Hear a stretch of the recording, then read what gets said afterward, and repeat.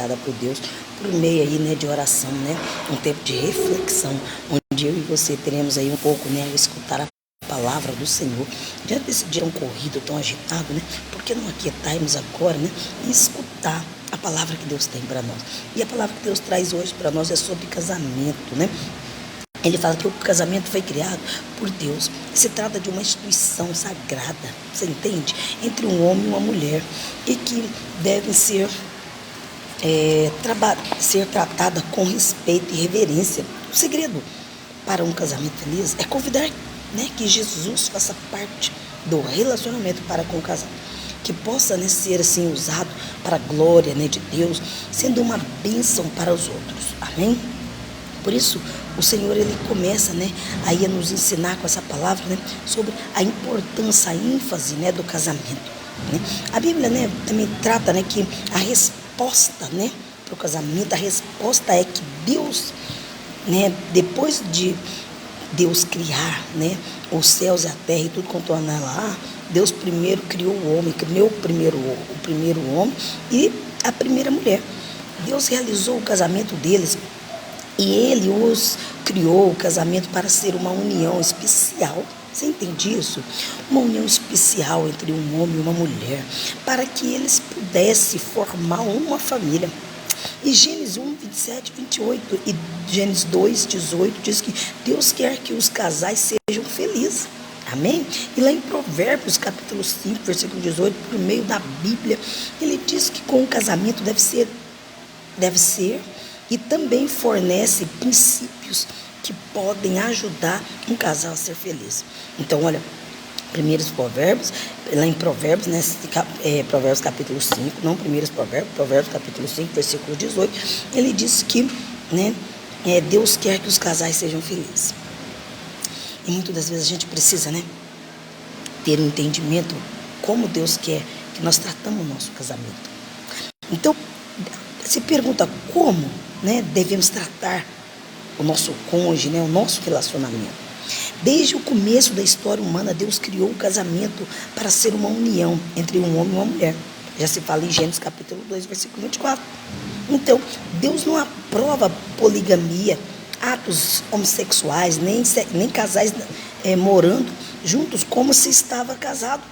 Em 1 Coríntios 6, capítulo 9, versículo 1, né? Ele diz isso. E em 1 Tessalonicenses, Jesus também diz, né, 4:3, né, que Jesus ensinou os seus seguidores a obedecer ao padrão que Deus criou para o casamento. Em Marcos 10, 8, né, versículo 8 também. E para Deus, o casamento é uma união permanente.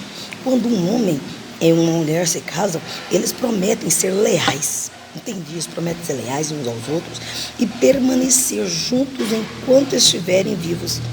Deus espera isso de mim e de você. Espera isso do nosso compromisso para com o nosso cônjuge, né? Para que eles cumpram essa promessa. Isso está lá ele fala, ó, Deus espera que eles cumpram essa promessa. Lá em Marcos capítulo 10, versículo 9. E muitas das vezes o que leva à separação, o divórcio, meus queridos, pode acontecer de um casal ter que ficar longe, né, um dos outros. Por exemplo, beijo, meu bem, paz e graça. Pode acontecer que os casais fiquem longe um dos outros. Talvez precise viajar para cuidar de uma emergência familiar.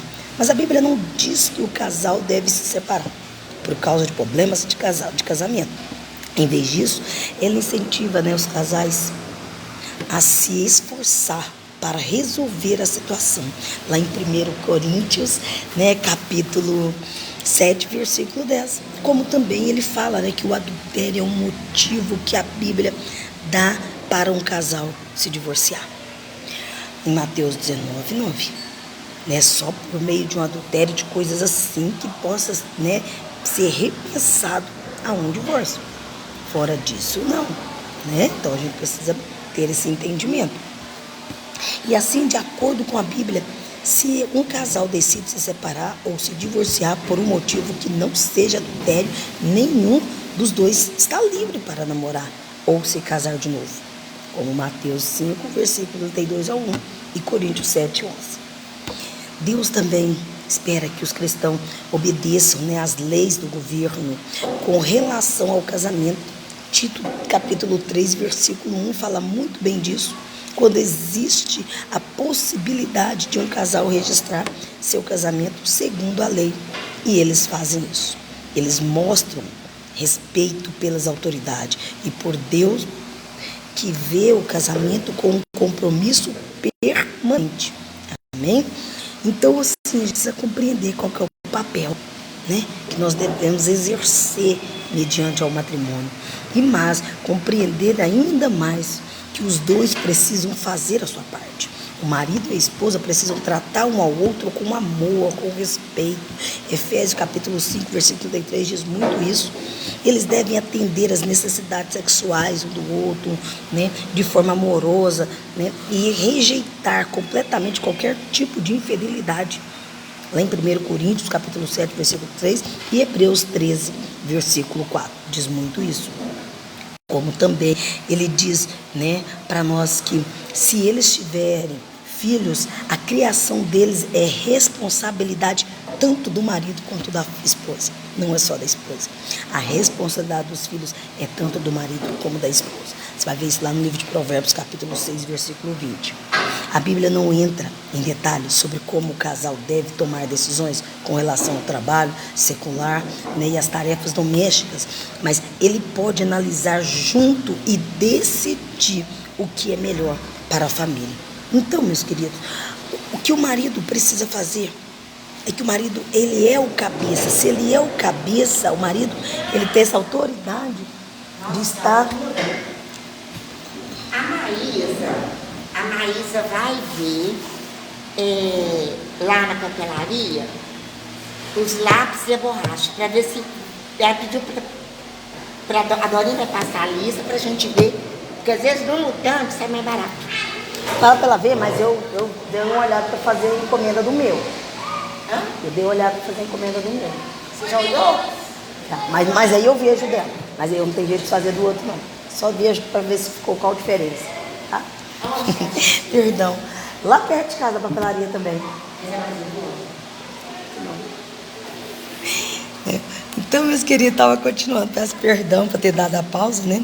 Então, assim, então que nós possamos compreender, né, essa palavra do Senhor, né, quando Ele traz para nós esse ensinamento, né, da gente compreender que o marido, por seu papel, o seu cabeça, ele precisa, né, tá à frente para liderar. E essa liderança, ele precisa também ter uma postura sobre ela, essa responsabilidade, né, de cuidar da esposa, do amor, da casa, né.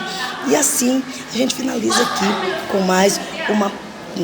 mais uma palavra, né, de hoje, aonde o Espírito Santo de Deus trata, né, isso para nós, trata o amor, trata a união, traz, né, essa junção, onde nós devemos respeitar o matrimônio, se respeitarem, a esposa faz seu papel, o marido dele, ambos, né, cuida da educação dos filhos e a orientação, né, sobre a administração do lar, o marido ajuda a esposa para que isso não sobrecarrega ela, para que quando chegar à noite ela não venha estar cansada, né, para poder estar junto com ele e aproveitar da benevolência, que é desfrutar o tempo com o esposo, certo? Então, que vocês, assim, nessa tarde de hoje, né, compreendam, né, qual é o papel do casamento. E que Deus possa, assim, nos abençoar, mas falar mesmo tremendamente ao nosso coração, amém? Quero mandar um beijão bem grande no coração da minha cunhada linda, maravilhosa. Cunha, te amo. Marcelene Paula, que Deus abençoe tua vida, minha cunhada, minha cunha lindeza, abençoe o Glaucinho, abençoe o Juanzinho, a Laura, em nome de Jesus, semana de vitória para nós agraciada. E meus queridos e queridas amadas do Senhor, desejo a paz e a graça, não a paz que o mundo nos oferece, mas a paz e a graça que intercede o nosso entendimento. E que esse tempo de reflexão sobre o casamento fique, sabe, assim, estancado mesmo, fervoroso na terra fértil do nosso coração, aonde possa ser ministrado assim por um. E onde nós possamos aí, né, mudar a nossa maneira de pensar, de ver e agir. Amém? Então, um forte abraço, Deus abençoe, que Deus passe com a providência dele sobre o teu lar, sobre a tua casa, e vos abençoe, guarde cada um, livrando de enfermidade, de qualquer tipo de mazela, de doença. Desejo a vocês uma ótima tarde, um beijo bem grande, até amanhã, em nome do Senhor dos Exércitos. A paz e a graça.